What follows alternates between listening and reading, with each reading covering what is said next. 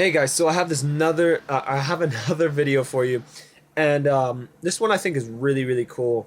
Um, Hold on 1 second. All right, so this one I think is really cool, and just kind of opened my eyes to some stuff. I was watching this pastor, Judah Smith, super good by the way, guys, really good. And he was talking about God's love and um, how he's like fixated on this, which is awesome. And so like something that I learned from him was that we are meant to rely in God's love for us and not our love in God.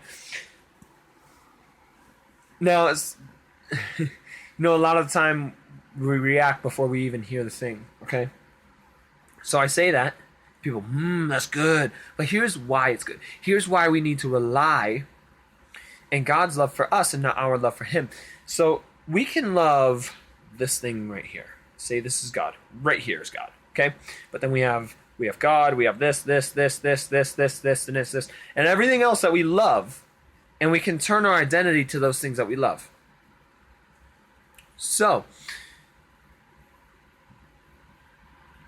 relying in God's love, He is so fixated. He's so obsessed with you. He loves you beyond all measure. All right, and so,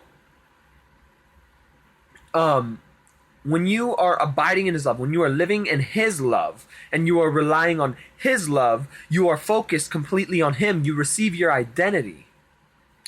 So, Matthew 7:7 says, I'm pretty sure it's 7:7, says, ask and it will be given, seek and you will find, knock and the door will be opened. I love that. Like, I absolutely love that because it like just shows how faithful God is and like how much He's willing to give and how much He's really willing to show us if we're willing. So, ask or seek. So before I get into that, actually, I want to share something that happened in youth group tonight. So I was talking to one of my friends and I got some prophetic words for him, and I felt like God.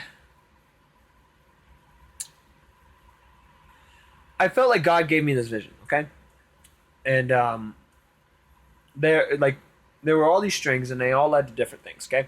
But all these strings became one, and then they led to God. Now, all the things that they loved were connected to the ends of the strings, but once they became one, there was only God, and right behind God, there was everything else that they wanted. So, right there, seek. Okay, so here's something I want to tie into that. Seek first the kingdom of heaven, okay? So, if you seek God, you will be given, as you seek God, okay, God, can I have this? Or God, can you do this for me?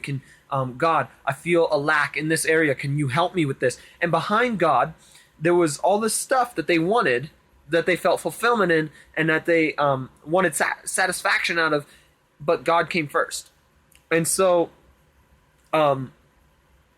actually, yeah, so, wow. So, as you seek God first, everything behind just comes with it, okay? And so, as you draw close to God, draws close to you, and that means that everything that you place God first, and everything that you want after God comes with God. But God will give it to you in a better way, and it may not be what you want in that very moment, but wait for His timing. Okay, so now that's the asking. Okay, so we seek God, He's first, ask Him, and we'll receive the things that we want and that we feel fulfillment in, but only if we are fulfilled in God first. Now, the knocking part. This was super cool. So when you knock on a door, you have to wait for the person to answer the door, right? Yeah. So when you knock on the door, when you say God, okay, and so you have asking, all right, and you receive that. Seek, God comes to you, you go to God, and then you have knock. This goes before everything else. Knock on the door. Jesus, I need help. Or I need this, I need that, but I don't want it if it's not in your will. But when He gives that to you, you have to wait. Wait for Him to answer the door. Wait for him to do what you ask for, because when he does it, it'll be much more fulfilling for you. And he does all of this. He brings us stuff that we want after we know our identity and focus on him and abide in his love and rely on his love. Rely on and in his love. Then when he provides for, or no, he does these things because he loves us. Not because we love him, but because he loves us. I wasn't saved. And this is, I've also seen it, the unsaved can pray for something and God will give it to him because he loves them. But here's the thing. Let me share this testimony. I wasn't saved, but about a year and a half before, I said, God, if you love me and if you're real, like everyone else says you are, fix it. That's all I said. I was unsaved. I was agnostic. I hated God, hated Christians, hated everything about it. Did not believe that God was good at all. And a year and a half later, he fixed it. I gave my life to Jesus, but in that moment, I was freed from all the depression, the anxiety, the paranoia, the night terrors, everything, guys. Like, he fixed it. An unsaved person had their prayers answered. So, in that, do not abide in your love for God, because your love will look at him and everything else. Abide in the love of Christ, because his love is so fixated on you.